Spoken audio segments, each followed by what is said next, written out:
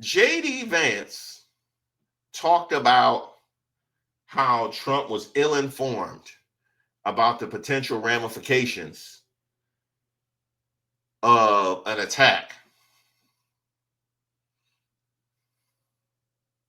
And nobody said nothing. You know what I'm saying? Nobody, they wasn't like, what?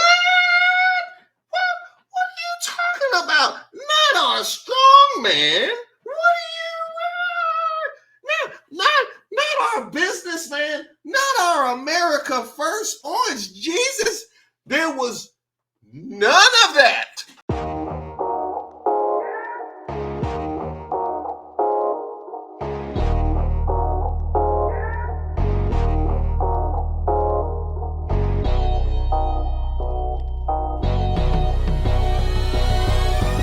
Hey, shout out to all of the subscribers and members here on the channel. My name is Reese Waters, and this is Who Raised Y'all, where we highlight those unique individuals going above and beyond to make our society worse.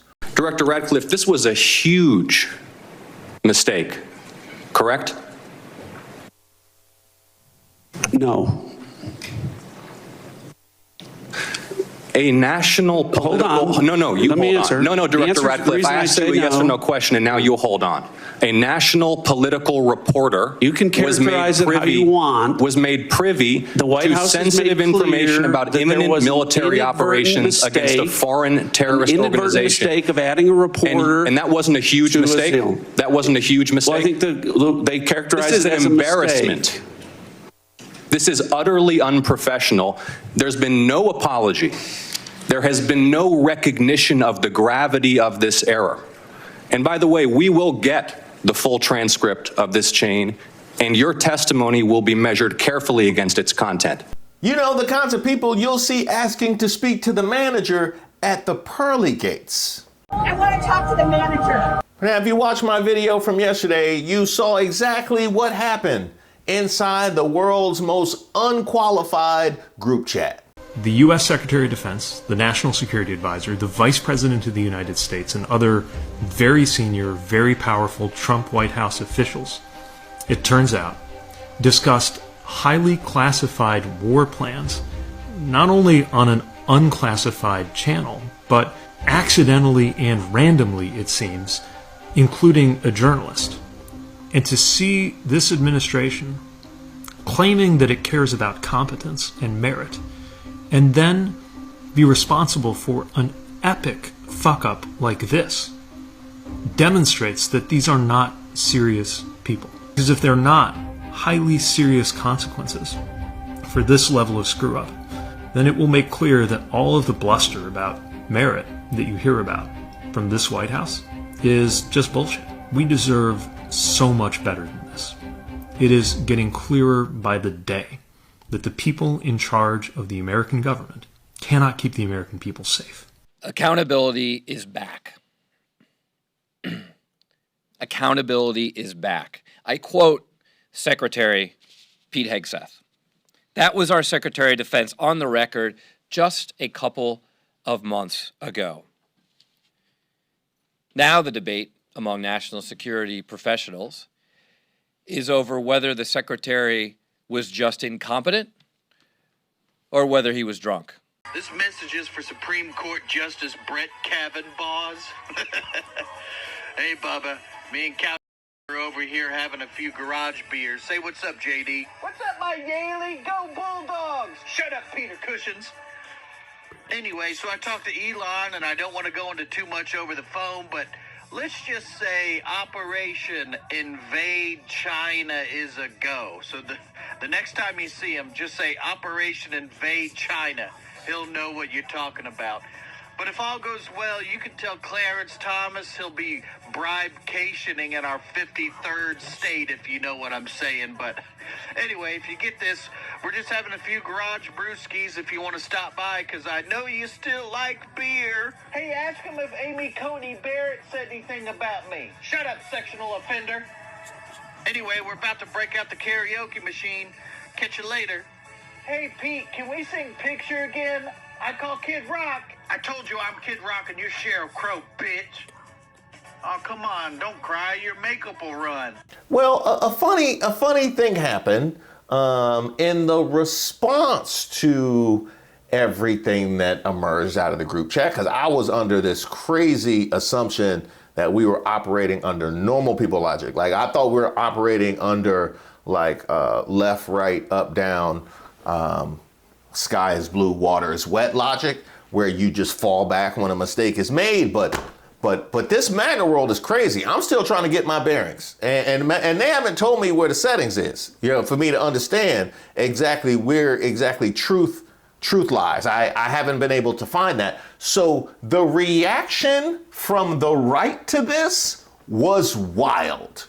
Instead, they are obsessed with an accidentally leaked text, a chain from Trump cabinet officials who are debating the merits of military strikes in Yemen. So the very people that covered up their president's severe cognitive decline, lied about wide open borders, both of which are clear and present dangers to our country, now want you to believe that they actually give a damn and care about national security. More feigned, phony outrage. This is now the scandal of the week that you will see nonstop, 24/7, that nobody will care about.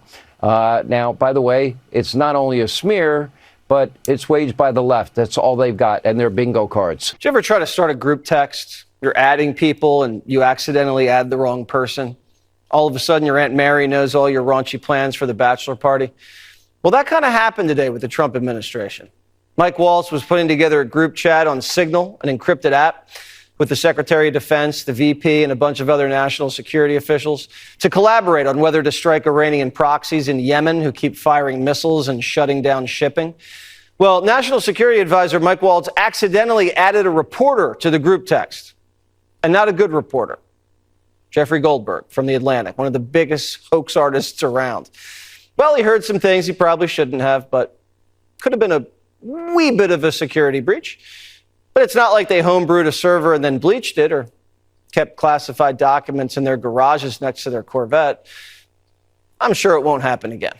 Now, I've seen and heard a lot of responses to everything that the right was putting out, all their attempts to deny and deflect. But I think the most incredulous one I heard was mine from my live. First thing that was wild was listening to Pete Hegseth, right? And his denials about what had happened. Why were those details shared on Signal, and how did you learn that a journalist was privy to the targets, the types of weapons used? I've heard I was characterized. Nobody was texting war plans, and that's all I have to say about that. Thank you. Now, I can't figure out whether he just didn't read his emails and he was unaware that the text had already been authenticated, or if he just operates under this new Trump ethos where you get to invent your own reality whenever you choose. I don't know. I legitimately don't know. But whoever said, I love that for you, I love that for him.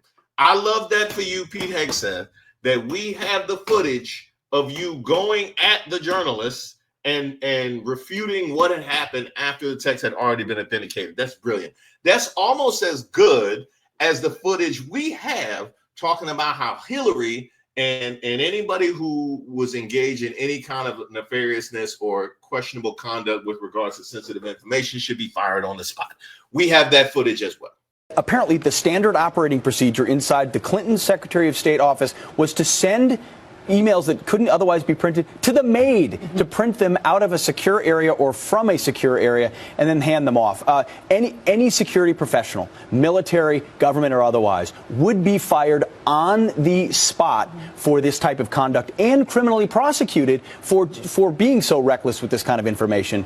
The fact that she wouldn't be held accountable for this, I think, blows the mind of anyone who's held our nation's secrets dear, who's had a top secret clearance like I have and others, who know that even one hiccup causes a problem. The people we rely on to do dangerous and difficult things for us rely on one thing from us: that we will not reveal their identity and not be reckless with what the dangerous things they're doing for us. That's the national security implications of a private server that's unsecured. That's why we look at a guy like Snowden and say, he's not a hero, he's a traitor. He put lives at risk, and you can get people killed when you do that. Let me be clear, to quote the president. Hillary Clinton, if there was anyone other than Hillary Clinton, they would be in jail right now. Correct. For what has been done. Because the assumption is in the intelligence community, if you are using unclassified means, there is the potential for and likelihood that foreign governments are targeting those accounts and gathering intelligence from them, which means that individual and the others associated with them have been passing around through unsecure networks information, sources, and methods of people on the ground, covers compromised in real time. Yes. This is a real deal, full-blown national security scandal. Betrayed her country in doing so, supposedly for convenience,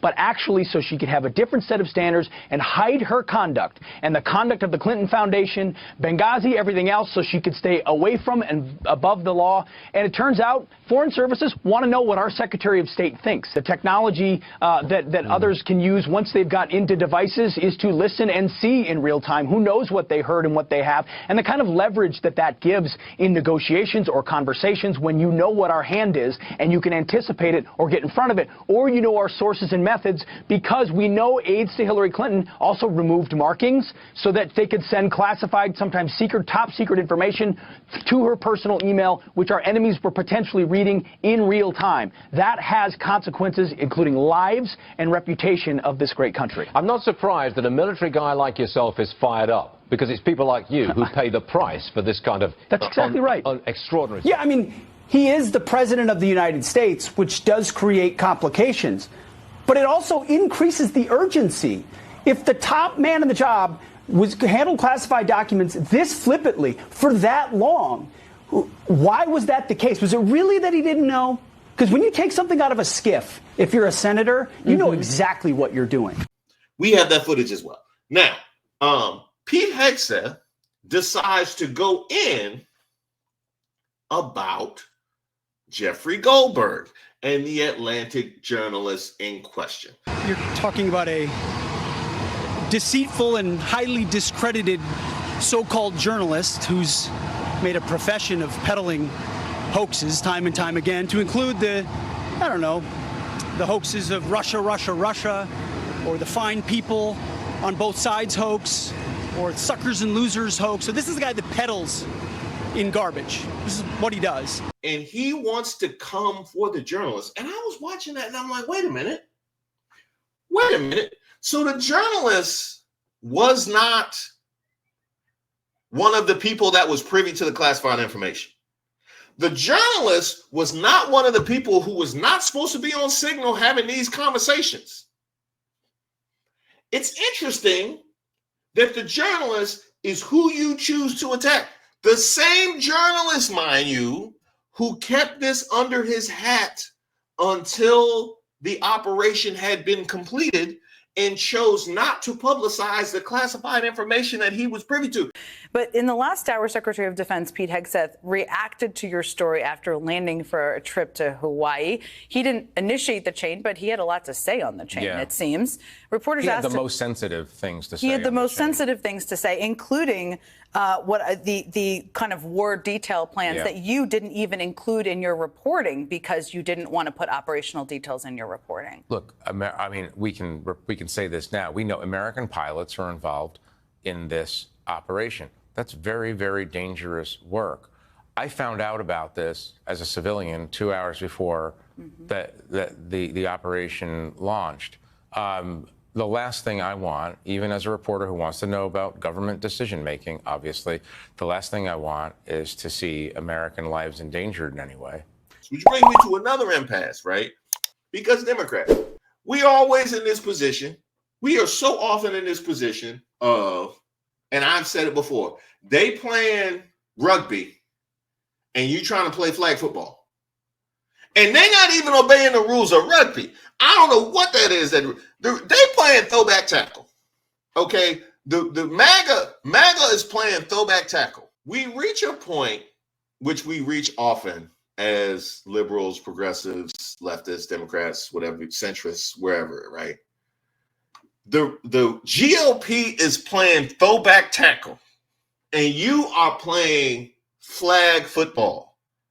Okay? You get included in the text chain by mistake. You keep it quiet. Then you publicize that they did this, but you hold on to the classified information. And what do you receive? What do you receive for your trouble? Them going in about your career and your qualifications as a journalist. You are showing, Jeffrey Goldberg, so much more conviction and integrity and discretion than not only we see from the rest of the people in that group chat, than we ever see from Maga. So I understand that DoD policy prohibits discussion of even what is called controlled unclassified information, or CUI, on unsecured devices. Are both of you aware of that DoD policy? I haven't read that policy. Not familiar with the DoD policy, but I would say that the Secretary of Defense is the original classification authority for DoD in deciding what would be classified information. That we ever see from Maga. And that's why I had that line in my video today. I said, they better be lucky that was an Atlantic writer. They better be lucky that was an Atlantic writer. Because if that was Laura Loomer, or DC Drano, or Cat Turn, or somebody like that.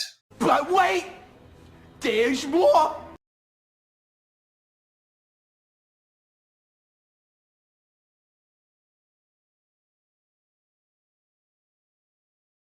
Then they want to hit us with, I don't even know.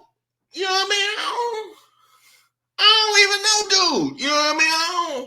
I don't talk to him like that. President, but I don't text him. He wasn't on my phone, and we're going to figure out how this happened. So you don't know what staffer is responsible for this right now? Well, look, a staffer wasn't responsible, and look, I take full responsibility. I built the group. My job is to make sure everything's coordinated. But how did the number? I mean, I don't mean to be pedantic here, but how did the number? Have you ever had somebody's contact that shows their name, and then you have somebody else's number there? I never make those mistakes. Right? You got somebody else's number on someone else's contact. So of course I didn't see this loser in the group. It looked like someone else. Now, whether he did it deliberately or it happened in some other technical mean is something we're trying to figure out. And see, the problem with that, consistency has never been one of MAGA's strong suits, ever. You know, not even in their lies. You know, MAGA will be the kind of people that will be anti-black, racist against Kamala Harris while accusing her of not being black. You know what I mean? That level of consistency. That's what I'm talking about with them, right? When y'all go into the bag of attacking Jeffrey Goldberg, right? When you go into the bag of he's a liar and he's this, that, and the other thing. Well, somebody had his number. Somebody had his number. Was it a cold call? Is that what you're telling me? Is that what you're saying? So you went and it was a lottery position, right? It was like a free open position. You just held open cell phone tryouts for who could be the 20th person in the group chat. Like Goldberg will sometimes send out fake names with a contact with their cells to deceive politicians. Wall says Elon and Big Balls are on the case. This wouldn't surprise me if Goldberg sneaked his way in. He's the lowest of the low. Somebody had his number. So yes, by all means, tell me how much you want to disparage him and his career and the things that he does, because y'all was talking to him. That's what we know. And while we're on the topic, let me not, because I didn't have a whole lot of time to devote to this in that video. Let us talk about the fact that J.D. Vance, yes, Dennis, the best and brightest. We will have the best and brightest in every position possible. J.D. Vance talked about how Trump was ill-informed about the potential ramifications of an attack. And nobody said nothing. You know what I'm saying? Nobody, they wasn't like, what? What are you talking about? Not our strong man. What are you, not our businessman, not our America First Orange Jesus. There was none of that. Not a word. I'm telling you, if Miss Ray told me that Roberta and Deshauna, shout out Deshauna, if Miss Ray told me Roberta, Deshauna, and Free Me and Larry was on the group chat, if they was on the group chat and Deshauna said, Reese don't know what he talking about, he be ill-informed, and Miss Ray told me, I would say, what did Larry say? What did Larry say? Huh? What did Larry say? What did Free Me say? Well, I know Roberta got my back. I know Roberta got my back. I know she nobody said nothing. Nobody said nothing. So Deshauna said, I ain't know what I was talking about, and nobody said nothing. We all got a problem. No, we all got a problem now. Now we all beefing. Now we all beefing. Let's keep in mind the vice president said the president was ill-informed, didn't know what he was talking about, and nobody said nothing.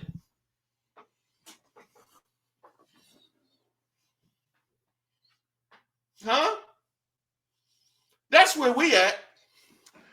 Phone. I mean, I'm not an expert in any of this, but it's just curious. How's the number on your phone? Well, if you have somebody else's contact and then then somehow it gets someone sucked sent in, you that it gets contact. sucked in. Was there someone else supposed to be on the chat that wasn't on the chat that you thought was? So on the chat? person that I thought was on there was never on there. It was this who guy. was that? What person? Well, I'm not. Look, okay. Laura, I take responsibility. I built the group. You had a whole person who was supposed to be in the war group chat. He was supposed to be in the war group chat and wasn't, and nobody noticed. I need to, like, there's the part where you didn't notice that the journalist was there. But there's also the part where somebody wasn't there, didn't know nothing, and it wasn't apparent. You know what I mean? I'm like, that's crazy. Somebody who was supposed to be in on the information, somebody who was apparently significant enough that he was supposed to hear the classified information, the stuff that didn't even need to be said. Yeah. Somebody who was apparently significant enough to be privy to that information. He woke up one day, you know what I mean? Like, where the Houthis at? Where the Houthis? Where the Houthis? Oh. Man, because I told Pete I was gonna holler at the Houthis today when I woke up, and ain't nobody told me nothing. Y'all ain't right. Y'all ain't right. He woke up to no Houthis, and nobody told him a word.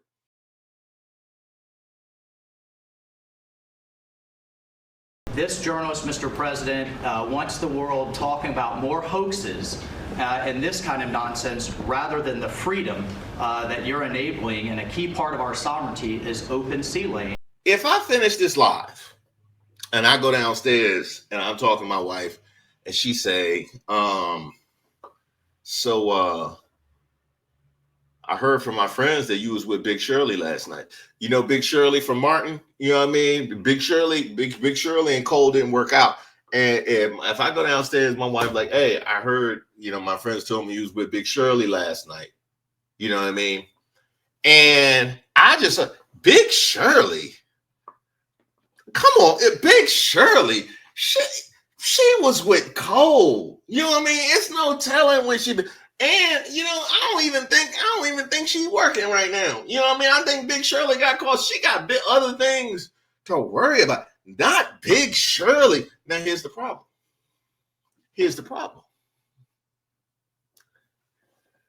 What part of attacking Big Shirley helps refute that we were together?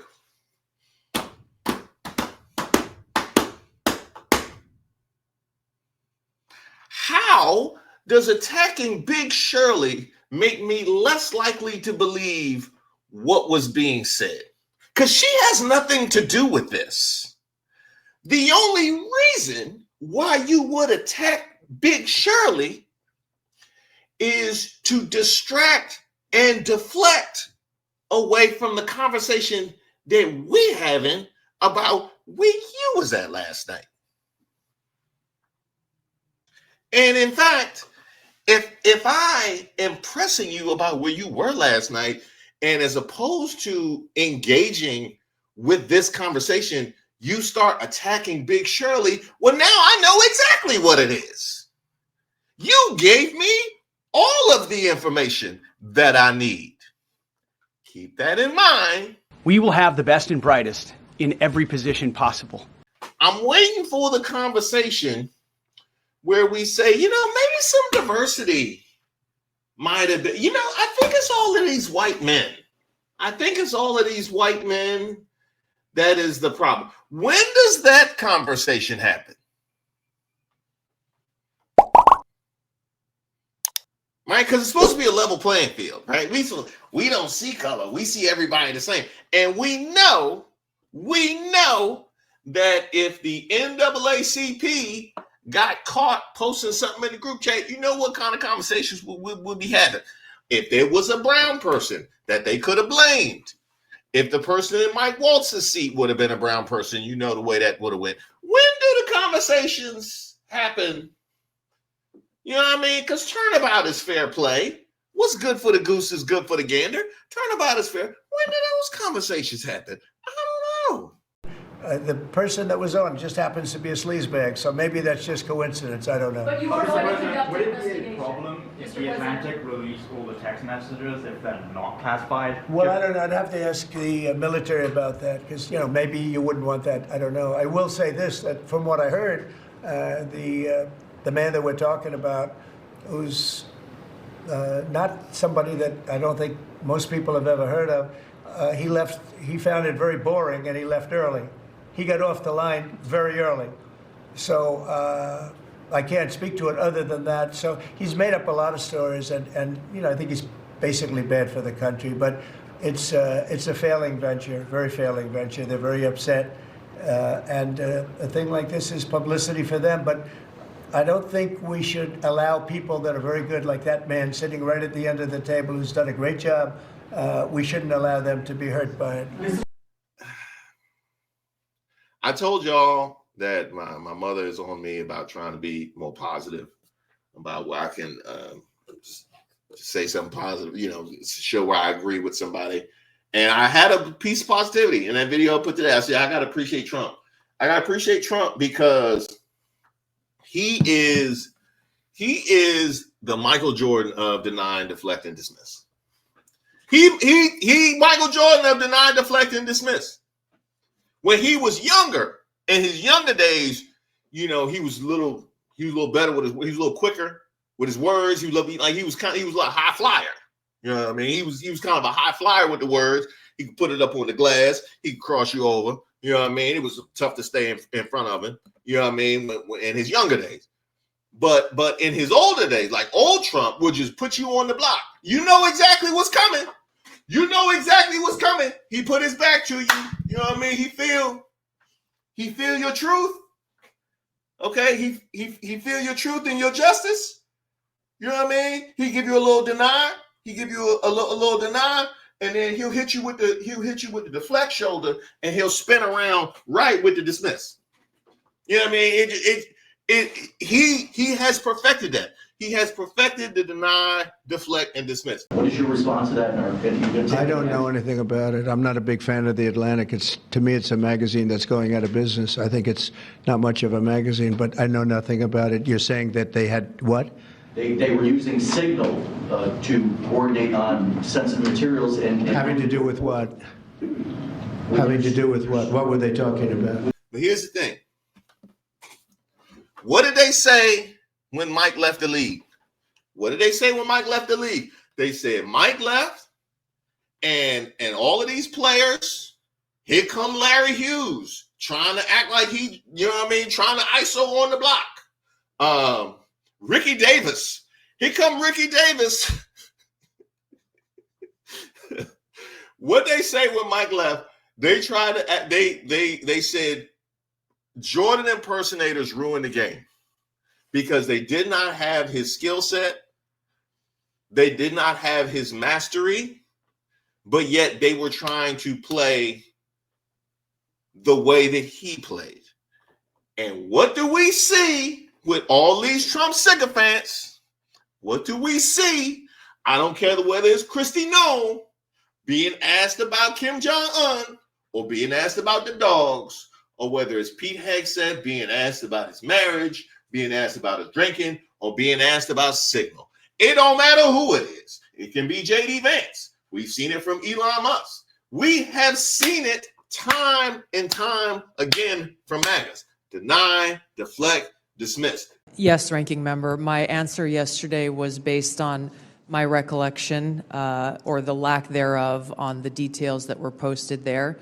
I was not, and what was shared today reflects the fact that I was not directly involved with that part of the Signal chat and replied at the end reflecting the effects, the very brief effects that the National Security Advisor had shared. So it's your testimony that less than 2 weeks ago, you were on a Signal chat that had all of this information about F-18s and MQ-9 Reapers and targets on strike, and you in that 2-week period simply forgot that that was there. That's your testimony? My testimony is I did not recall the exact details of what was included there.